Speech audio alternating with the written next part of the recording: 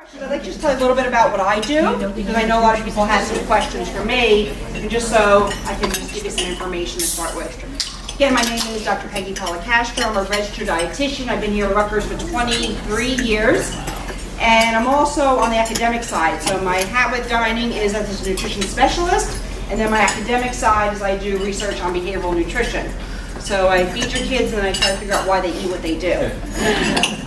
But I can assure you that we do have healthy food here. So if you hear otherwise from your student, don't believe them. We have a variety of a lot of fresh fruits and vegetables, whole grains, everything that our dietary guidelines tells us we should eat, we have it here. We have quinoa, we have kale, we have grilled food, we have broiled food, we have fresh seafood, we have baked items.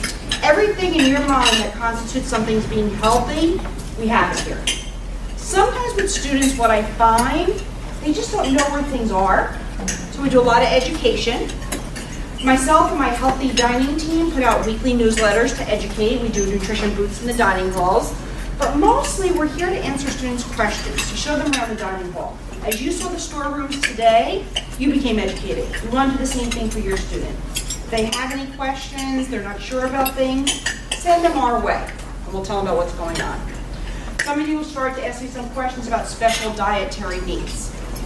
Every year, the number of students with special dietary needs is increasing. When I first started here years ago, we had a handful.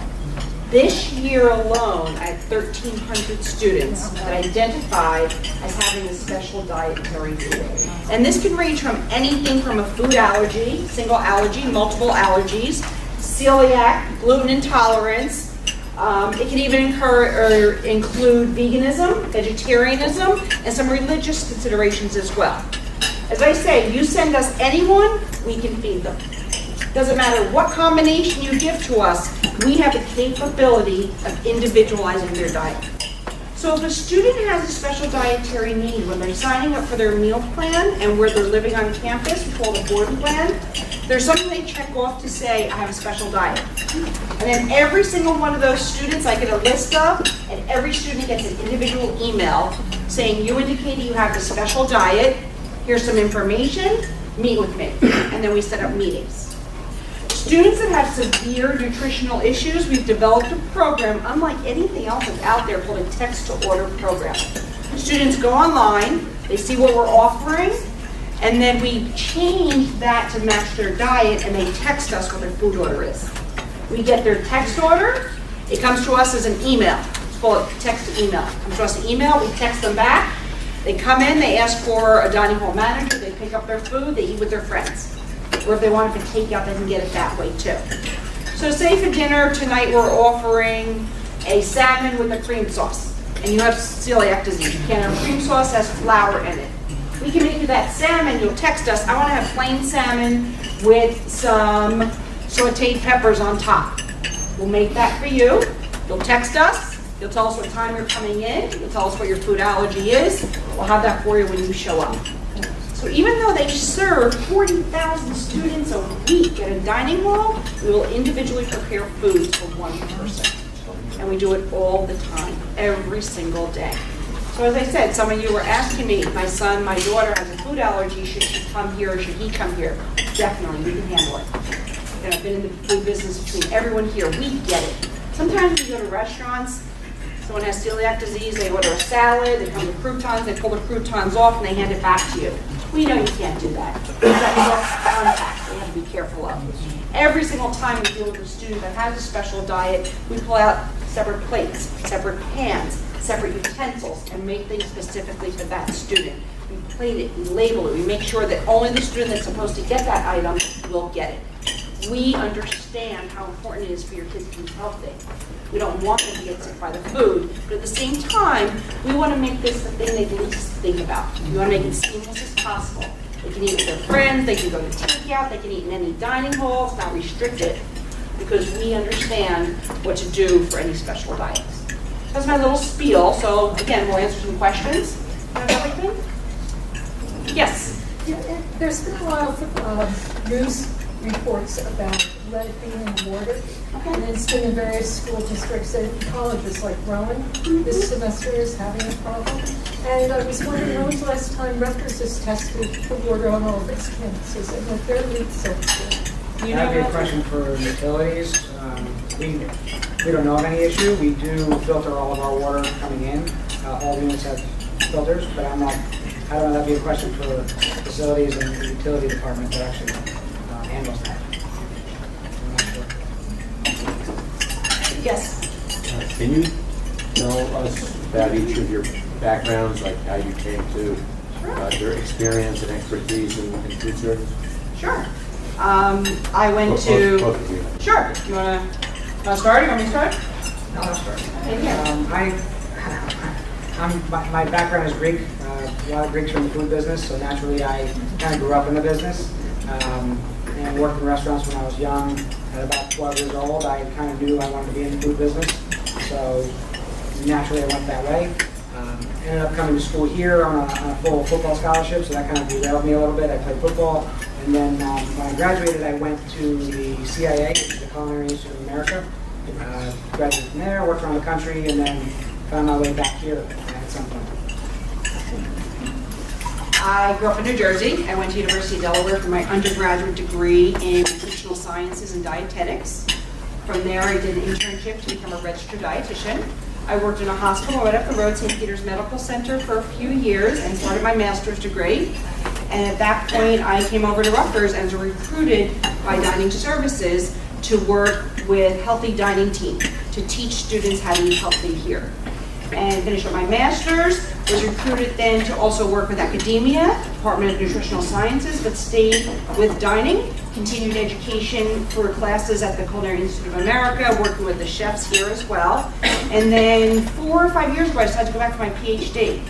And I did an interdisciplinary PhD in 2 different fields, nutrition and psychology. So using my expertise in culinary with nutrition and also with psychology to figure out why people eat the way they do.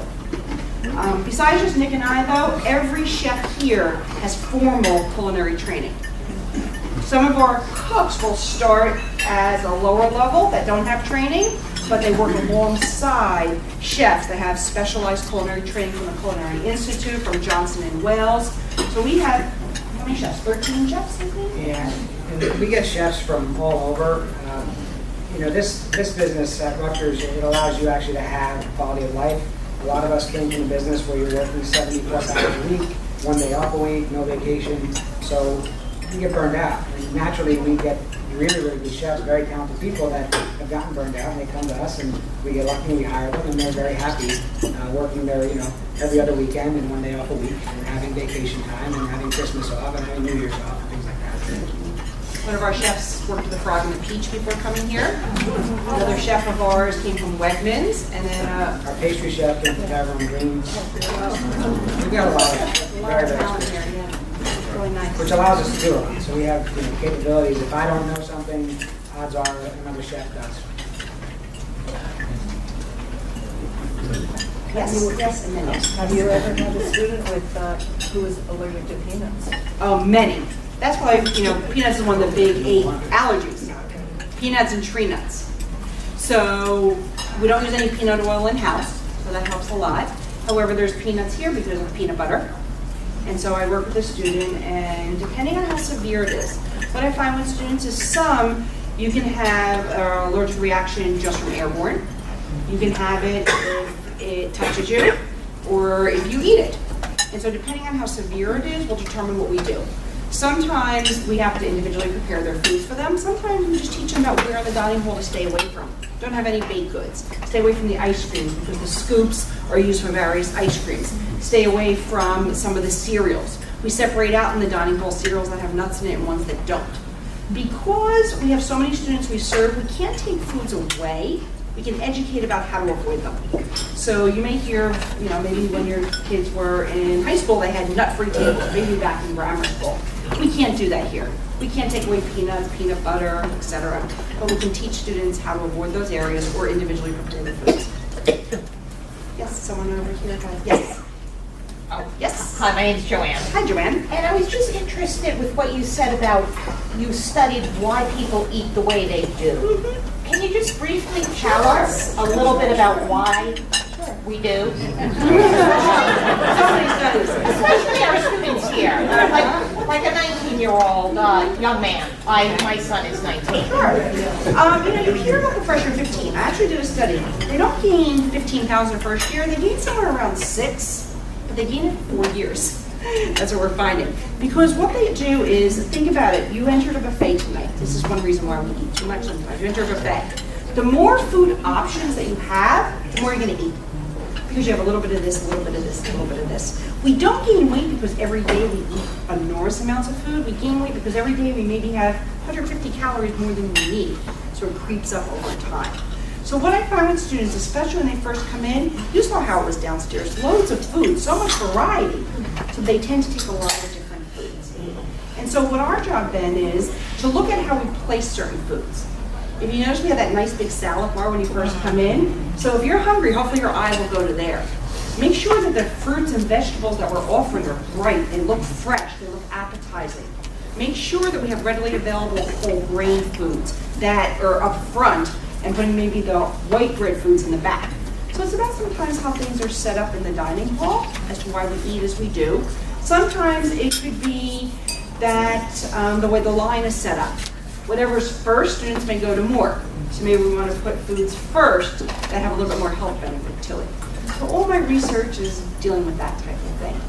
Unfortunately, we put the pizza station first, so. Yeah. But we do cut them in smaller pieces, and that helps too, so that they want a little bit and they don't have a whole big We piece made a of mistake pizza. on that. Yeah. When new Broward goes, then we'll maybe put them back. But thank you for asking. Yes, and someone over here. Oh, is it? Yeah. I just have like silly comments, but I have to compliment all of you staff. We started out with my daughter, who just graduated, and we really enjoyed the tree room and meals apart, the cleanliness, the organization. But Nick, I really missed the waffle maker with the all logo. I on Saturday They're still mornings. around, I know. Yeah, my son would do it, and he was a contract, it was such fun. He was so proud of it, making me the waffles. We still have them, it's our waffle, Yeah. the guy who makes the waffle machine, he has plates, but sometimes they get damaged. That's Right, so then it takes a while to get new plates made. Yeah, we do still have them. I'm a big Rutgers fan, so I'm impressed about the football, and I actually asked for a Rutgers waffle. My son said no, can do. I don't know if we can do that. No, he said I could not. But thank you so much, You're Eric. welcome. Oh, that's so sweet. Thank you. Thank you. We had a question over here and then over here. Well, you mentioned about making the food look colorful and all. Do you ever use sulfites or other types of things like I that? don't use any MSG, no sulfite. We don't need to. No. It comes in so fresh, honestly, we go through so much food, it doesn't, we don't need anything to enhance it. Our chefs know how to cook. You really don't need a lot of things like that if you use good spices. You know, all the spices they use here are the McCormick brand. That's a high quality spice that they're using. And then when they can, it's all fresh herbs. So using culinary skill, you don't need a lot of salt and fat and things. You use other skills. Over here we have a question. Yes. With all the meals you make, how many eggs do you go through? Do you know the numbers? I couldn't even, honestly, I don't even know. I'd have to talk to the food buyer, but it's a lot. I mean, we, just for example, put this into perspective, we have a full service bake shop, so the brownies we eat come from our bake shop. We put about 2 million pieces out a year, just from the bake shop alone. So think about how many eggs we went to that, right? So, and then dining halls and eggs, it's a lot. I couldn't even tell you. Because we buy shell egg and we buy some that are already cracked. So it'd be hard to really put a number on. It would floor anyone how much food they go through, I think. I was amazed when I We buy about 26 million, 27 million a year, just food purchases alone. So it's a lot of food. Yes. Can you talk about the food to go, and we were talking about delivery of, do they deliver pizzas like somebody was saying for takeaway? Sure. Within the meal plan, students can eat either in-house, and the dining halls here are open from 7 in the morning till 9 at night, continuous service, or they can use a takeout option. For the takeout option, it's open for breakfast, lunch, or dinner, and for dinner it's open until midnight, and it's a preset menu. And each dining hall has different options for breakfast, lunch, and dinner. So the student would come in, they'd swipe their meal card, just like when they come into the regular dining hall, but there's a specified amount of food and a specified menu for that evening as well. So they can choose either one that they want to. They can swipe up to 2 times and get 2 pizzas or double whatever, but there's no delivery service. The delivery service you're mentioning might be an outside company Oh, okay. that would deliver, but dining is all, you come to us. And the other thing they have is a food truck. That Nick's brilliant idea that goes around, you use the meal swipe there. So that's as mobile as we'll go. And where is the food to go? Moves around campus. So there's 5 locations around campus. We tweet out locations daily. It might change. A lot of times we have a schedule. We're on College Ave Monday and Friday, but sometimes if the business isn't there, something's going on, we go to another campus and move around. What's on the menu? It's a gourmet food truck, so it's not, you guys have heard of the grease trucks? Yeah. So this is not a grease truck. We have something similar to a fat sandwich, but not really. Some of the items, I'll just give you for example, we have a burger called the Twisted Gyro Burger. It's 2 lamb burgers, it has feta cheese, tzatziki sauce, cucumbers, olive tapenade, and it's on a brioche bun. And we serve that in a cone, and it has waffle fries, and we present them, and we have different sauces on top of them. There are a lot of different items on that. You know, we want to make things different. The Night Wagon? It's called the Night It's on Wagon. this. And students follow it on Twitter. So the students know where it is, right? They follow it on Twitter. Next time you have one more. And a Starbucks truck just opened up this year too. There's a Starbucks truck. We just opened Starbucks truck recently. I don't know if you guys have seen the newspaper. You saw it. Some people complain about the price we paid. It was free for us. Well, no, the actual cost of the truck, but buying a food truck is substantially cheaper than opening an actual real Starbucks, which would cost about $1 million just to get going. So, and that will generate income. So we're not. Another fact is everything we do here, dining services pays for. We're an auxiliary unit, so there's not $1 of your tax money goes to dining services. Not $1 from the university, tuition, anything. All of our money is generated by dining, like meal plans, catering, and cash sales. So my salary, my benefits, my retirement, everything is paid for by us. So when we do a food truck or we do something like that, we expect to make money off of that, at least to turn somewhat of a profit in the end, because if we don't, then we run out of money at some point. So.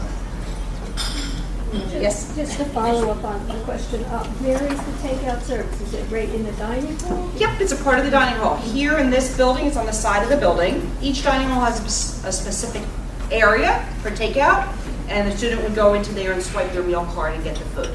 So every dining hall, the 4 main dining halls, have a takeout area. And then they would all packaged up and they would take it out. Yeah, this closes at 9 o'clock, and then you go to the separate entrance. Right, as you walk in the main entrance to the left, you'll see takeout, and that's open till midnight. But a lot of our other places are open till 10, 11, 12 o'clock. I don't think the kids know that, because my daughter, she has a class until 8 o'clock, and she said she has to get food before the class because the dining hall closes at 8 o'clock. Give her a 9 week. o'clock. In the beginning, they don't know. Yeah, students in the beginning, they don't know yet. Give them a week, they'll know. They go across to the student They center learn. over here, the Rock Cafe and Cigarros both take meal swipes, so, and they're open late also, just to supplement. My daughter's in College Avenue. They have one there too. They have a night room, yeah. Yep, they have a night room at Broward. College Ave is the most underserved campus. We need more options there in terms of meal swipes, that's why the Night Wagon goes there twice a week, but they do have the option of late night.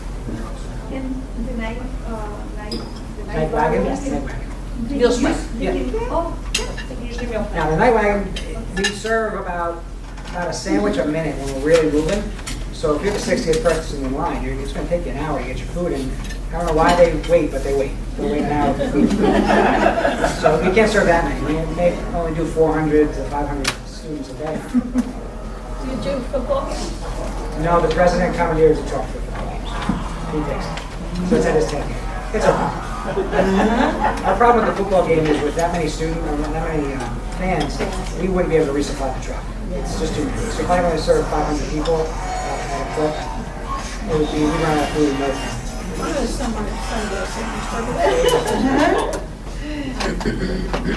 Questions? Yes. Yes, Nick, you said in our tour that the faculty room is open to the public. How do you make a reservation? You just walk in. So during the daytime, it's a buffet. You can just walk in and pay, or if you want it for a catered event, if you want to rent the room, you call our catering department, you can rent the room and have an event there. And when you say pay, just credit card or cash? Yep. $10. So I may have gotten to 12. Yeah, it's cheap. And what are the hours? We're open for just lunchtime, so I think we close at 2 o'clock. We changed them slightly. It's not the most popular place. We would like to, like I said, turn it into the Rutgers Club, which will be a full-service restaurant, which is operating on College Avenue, if anyone has heard of it. It's a alumni faculty club. You have to be a member. There's alcohol there, but you have to be a member to purchase it.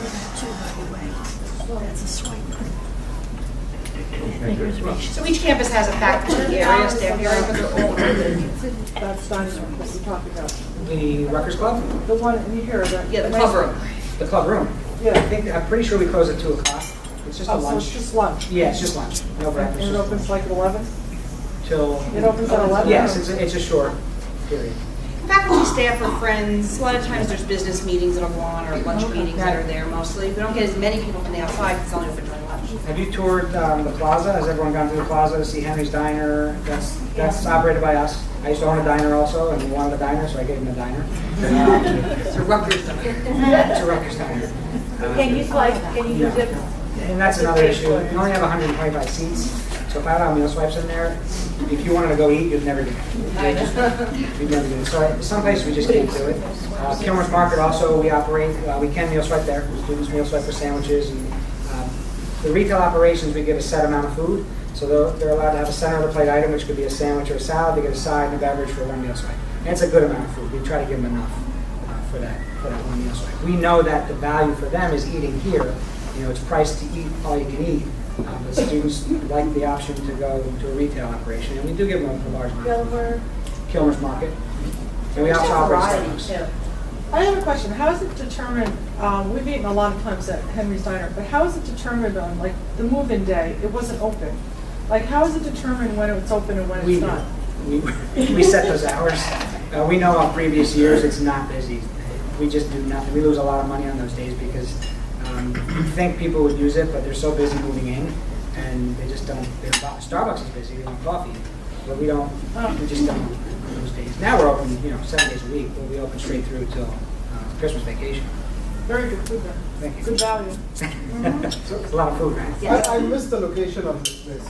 Where's the Henry's Diner? It's straight out that window. You can see the sign right on the corner of the building. I think it's Building A. You have Henry's Diner, and then there's Hoja, which is an outside vendor. Kilmer's Market's next to that, and then there's a couple other vendors that are not ours. Cordova is not us, and then we have Starbucks next to that. We operate Henry's Diner, Kilmer's Market, and Starbucks. So it's Rutgers operated. You actually own these facilities. We own the franchise for Starbucks. We own 2 Dunkin' Donuts. There's Dunkin' Donuts in here. We operate those. We have another one on Livingston campus. On Douglas campus. A couple other cafes there. So it's unusual. You mentioned that most other houses like have these big conglomerates, Aramark, whatever. Right. Yeah, but you guys actually do your own. Yeah, we're a lot of the big ones do their own. Like the Ohio State, Michigan State, and Penn State. We do our own. It's cheaper for them to do it ourselves. We'll have a better product for the students. The university will lose money if they go to an outside vendor because again, it's all about profit. Why would you leave? And their food doesn't taste good. No, that's not as good because it's all about what they buy. So they don't spend what we spend. They give money back to their. They need to make money for their bottom line. We don't. We like to, like I said, to upgrade facilities, but that's not our primary goal. Our primary goal is to serve the students and serve the university. So we have a lot of flexibility with what we can do. Nick is goodies as well. Yep. Oh, okay, good. That was in medical school. That was an Aramark issue. As soon as we took over, as soon as we merged, we took that over. Well, thanks, because our son lived there. Because he lives in Richardson, and that's. Right. Well, a lot of students use that, and that's, we take meal swipes on that. That's on Bush campus or on the other side of Bush campus where we don't have a lot. And when we took the place over from Aramark, they did roughly $500,000 a year. This past year we did $3.5 million. So it's very, very busy. It's now we have a problem where it's too busy. So we have to expand, we have to build something else. And that's where this money goes. When we have money at the bottom line, we need to be able to, we can't go to anybody. No one's giving us money from the university. They say, you're paying for it. So we have to take our money out of reserves and we'll pay for that expansion or whatever we need. Could you say the name of that again? It's a good investment. What one was that? What restaurant is that? Woody's, it's a small little cafe. Where? On the Bush campus. On Bush, okay, Used to and be this part of UMD&J. Henry's, how late is that open? 11 o'clock. On weekends too? No, earlier on weekends. We close at 9 on weekends. That's, I wondered why on weekends, everything closes up so early in there. And we were looking for I food know. one night, we couldn't find anything. Well, I would love to open later, but again, we're on a college campus, and I don't, students aren't around, so we just can't, we'll lose money if we stay open later, unfortunately. You know, we want to be a diner, but we can't do the 24-hour thing or super late night. Are you expanding your staff too, since you're expanding all of this? We do. I know. We do, but again, staffing, you know, again, we have to pay the bill, so our percentages, we have to make sure the percentages line up with our gross. And I don't know if anyone heard me earlier, in the restaurant business, you spend about 30% off your gross on payroll, 30% on labor, 30% on fixed, and then it should leave around a 10% profit, depending on, and we don't do 10%, probably a little less, but you need to follow those percentages, so you have to make sure, you know, we can't go to anybody for money, because no one's giving us money from anywhere. We have to generate our income and pay for these things. The grains I saw down there were fabulous. The farro and the crimson and lentil. I want to know how to cook like that. Do you have any classes or anything? I'll be your best student. Are the kids responding to these, quinoa and Oh, so much. Amazing. I am so surprised at how sophisticated they are with the different requests they have. Spinach and quinoa and kale, they really are just eating it up, literally. So it's nice, yeah. Yes. I saw posters for King Neptune Night. Yes. Can you tell us about that? Yeah, King Neptune, it's So a it's an Rutgers all-you-can-eat, tradition, it's an yeah. all-you-can-eat seafood buffet. We'll bring in 18 to 19,000 lobsters. They bring a tractor trailer down fresh. They're all alive, right from me. We cook them all live. It's pretty amazing to see it. But there's crab legs and shrimp and crab cakes, and you name it, we have it. It's all you can eat. All the dining halls have this? Yep, 4 diners. When does that happen? 20th, right? September Your students have guest meals in their meal plan. 2 guest swipes will allow you in. I read that. They don't have any guests. How much would it be for someone? $60 on the street. Honestly, if you coming that night, it's really mayhem. It's crazy. There's so many students. It's great food. There are so many students. So I don't know why the public would want to show up. Really, it's amazing to see.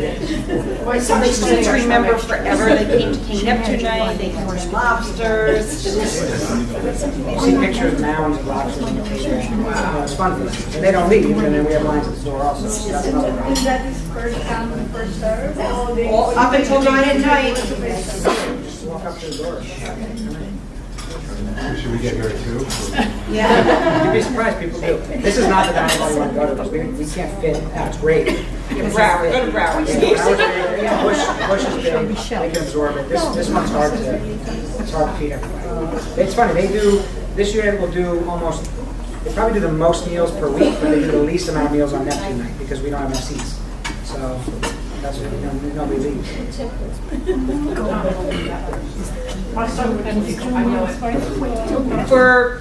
For students it's 1, but they use 2 guest meal swipes that night. Every meal plan has guest meals embedded into it. So every meal plan, regardless if it's 50 meals or 285, there's 10 guest meals in there that someone can use for guests. Or if they don't use them for guests, they can use them for themselves. It's not above their meals, it's within that. So for King Neptune night, they can swipe you in for 2 guest meals. Otherwise, your student can bring you here any night of the week for 1 guest swipe. Can we cheat? And do what? Can we cheat?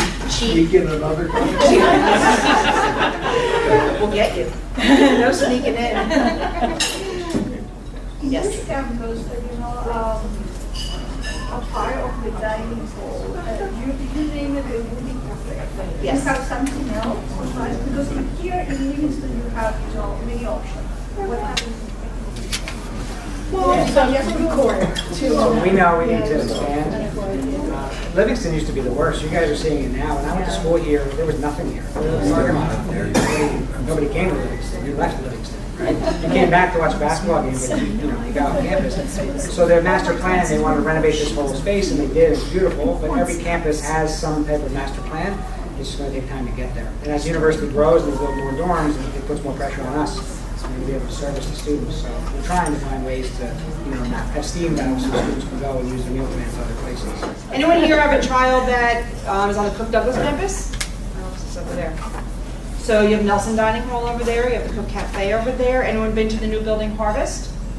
It's all healthy eating. It's a beautiful building. They don't accept meal swipes, But you can go there with your child and have a wonderful meal and pay nominal amount for a great, great item over there. That's uncooked It's in the Yep. IFNH No, building. I have any first. That's where Peggy's office is. Yep. We're overseeing Our Peggy. office. Come and see them. Beautiful.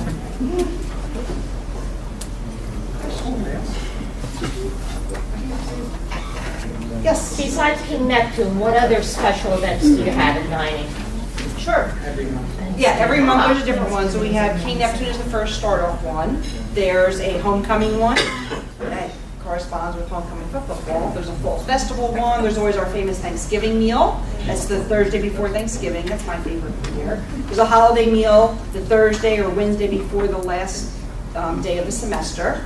There's midnight breakfast. The day before finals start, they serve breakfast starting at midnight and have the different deans and different staff members of the university come in and actually serve students. That's kind of fun. We have something called Monopoly Night, or Boardwalk Bonanza it's called. They have like all carnival games and foods like that. There's a grilling and chilling. It's all like grilled foods. All different theme nights for students. So we have once a month, something special. And those are all listed on the website. Food.rutgers.edu has all our information. It has the menus, has the special meals, it has where you can use your RU Express. It has everything you'd want to know about anything. So food.rutgers.edu is where everything is. Like those are emailed to students too, like our two students, they never read their email, I had permission to read it, so I'd find out about it. And so that's how I went to Corinth, and I'd be like, can I go? Yeah. But it's long emails too, so how do your students? We tweet things out, we're on social media, it's all out there. We get, the attendance is through the roof on those nights, so we are reaching them, but they could find, they're not, nobody uses it. We use it. Students are bombarded with so much information, especially in the first weeks of school. They're overloaded. We tell everything. Someone said before, like, oh, students don't know about Takeout. We send information. There's just so much information that they so give them a week or two and they settle in. And also this time of the year too, all students come to dinner at 6 o'clock. How many at 6? They come here at 6. That's why we teach it live. And then eventually they kind of pack and work into their own schedule. So it's the same every year. In the beginning, like, oh my God, there's so many students at 6 o'clock, and they dwindle out. Is the club accessible if we were to come in to? You could pay at the door to eat if you wanted to come in. If you get swiped in, you're fine, but if you want to come in on your own and just pay, yeah, everything's accessible. Once you're in, you're in. All you care to eat. You don't want to say all you can eat. All you care. All you care to eat. Just be able to challenge. But is it $10 all the time, or just parent and family? Just for the parent day. The other days, there's different prices for breakfast, lunch, and dinner. So depending on what meal you came for. It would be, I think lunch is somewhere around, I'm going to say $13, $14. Dinner might be $18, something around that. It's listed online. Yes. What is the purpose of the mini block? Is that if you run out? Yes, exactly. Some students, first-year students are required to have a major meal plan, with 210 being the lowest. Upper class students can choose a 110 as the lowest they can have. So say you have a 210 meal plan, probably not going to run out, but if you have a 110, you might. So instead of buying another meal plan, you can buy a mini block, and that's the 5 meals.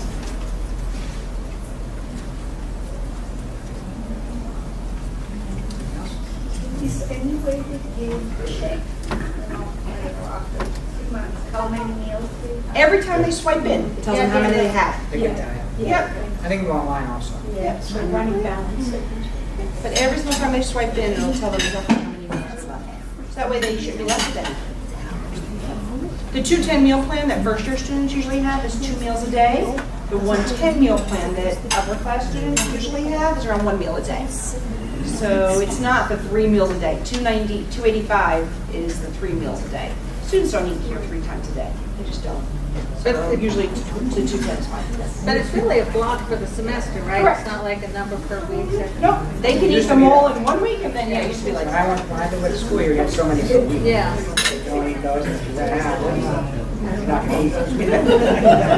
But it was scheduled by meal period, so you couldn't swipe in. The 10 flights per semester, is that for a semester or is that For the semester. So when you're getting a 210 meal plan, Yeah. the student can use all 210 of those meals themselves, or they can use up to 10 of them for a guest. So it's for the semester. So you're purchasing a meal plan for the semester. Meals don't roll over. Yeah, they don't roll over. Oh, really? And when this break came, we had 4 meals a day. So we used to have 3 meals. That is it. So what happened if he do just The mini blocks. Buy a meal. Yeah, you can do it by a mini block of meals, and then you have that sign. If you buy the 5 one, you can buy it 3 times. how many you said 3 old so 5 for the semester? 285 is 3 meals a day. Yeah. It's 285 is 3 meals a day. You can always move up in your meal plan, but you can't move down after 2 weeks. So I usually tell students, go with the lower one and see how you're working, and then add up if you need to. You don't want meals left over. We don't want you to have meals left over either. So Linda, you had a question? Yes. So if we choose lower meal plan to begin with, then figure it out, okay, but that one's run out. Then we still need to add. And how can we add another lower meal plan, or we can decide that now it's 40 days, 30 days left, we can have another 60 meal or something like that. What you would do is bring it up to the next highest meal plan. So say you have the 110 and you're like, oh, we're starting to run out, you could pay the difference and bring it up to the 150 if you want to. Or the other option is to get the mini blocks, but you can only do that 3 times. So look at how the usage is going and see if you want to add it up to the next highest one, or if you think another 15 meals will be enough. So the next question is pay for the difference, You or pay for the difference, you don't pay for the whole new meal plan again. Yeah, that wouldn't make any sense to you.